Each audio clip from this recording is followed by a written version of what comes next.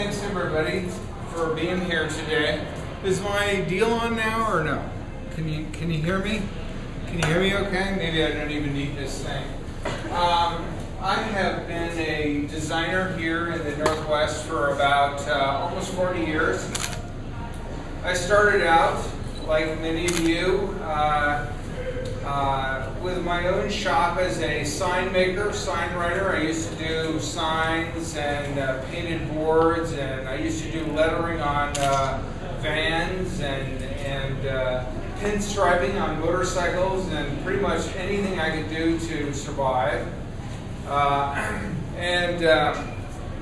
started out working by myself, and then progressively added a person, and then another person, and another person. And my interest in the letter form was that as people, as we tell a story, as we communicate with each other, one of the ways in which we can express an idea is by the use of a letter form.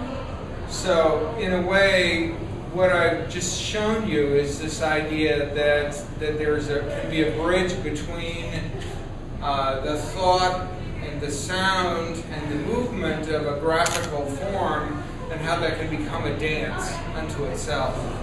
And my interest as a designer has been to take that idea of the letter form to another tier of respect and interest in terms of how you use a letter form, how a letter form becomes a kind of shining.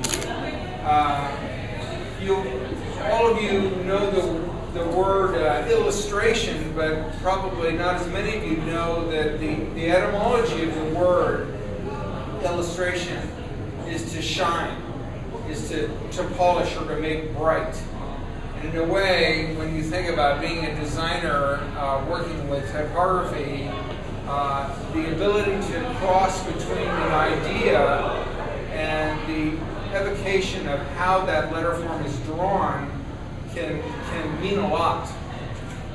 So this piece to music is kind of using almost a synesthetic approach to listening to something and using that as a way to kind of capture a sense of flow and movement. So some of you know that on Saturday I'm going to give a talk for a long time, pretty much the whole day, on the letter form, on type, on drawing type. And the title of the event is called Future Type. And in the beginning, when I first started thinking about this with Greg and the team here, we were just going to do a show. We were just going to have a gallery piece. And I said, why don't we do something where we as a community could get into exploring the idea of type design and what that might mean. And part of that in the beginning was looking at this idea of what is the type of the future? What could that be? But in a way, how I began to think about that in terms of translation is more to what is your type and who are you as a person. And if I were to work with you for several hours, could we develop a type that's based on who you are? Because in a way, the work that I do is really about illustrating that bridge between an idea, a character, a personality, a story, and how that can be brought forth and illustrated. So that is the power of the work that we do as designers, is that oftentimes people, one of the keys that happens to people in terms of how they connect with an idea is by reading it.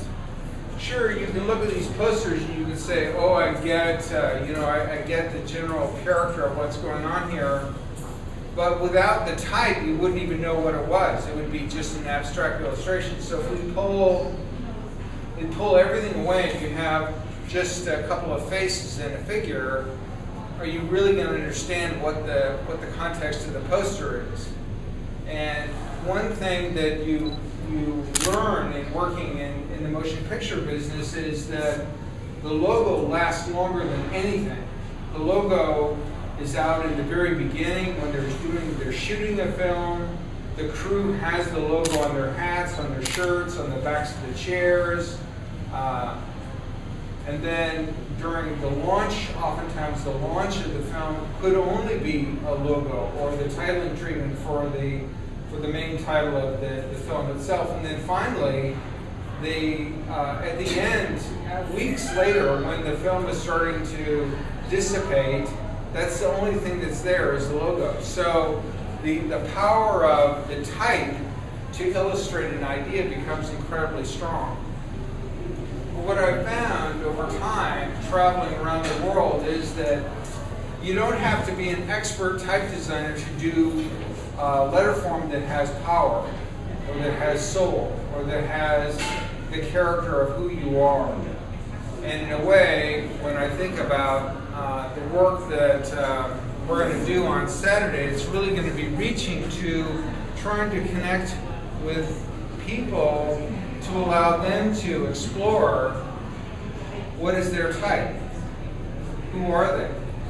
So what I'd like to do is just to walk through and talk to you about these different sections and give you a chance to ask questions or to connect with me. Does anyone have any questions about this or what I've just discussed? Anything they'd like to ask? Good, I'm glad it was perfectly clear. That's great. These movie posters over here on the left, I started working in the motion picture industry. My first client was Francis Ford Coppola. My first project was Apocalypse Now, which I don't have a copy of the poster here. I didn't bring everything, obviously, because over the course of a number of years, I did probably about 400 or 500 treatments for motion pictures. I started working in Los Angeles from Seattle in 1977 is when I first began to do that. And what happened was Francis had seen a poster, had seen a drawing that had done very much like this one. It was in a magazine, which is way before any of your time, called Upper and Lower Case. Does anyone know that? Oh, there's one guy.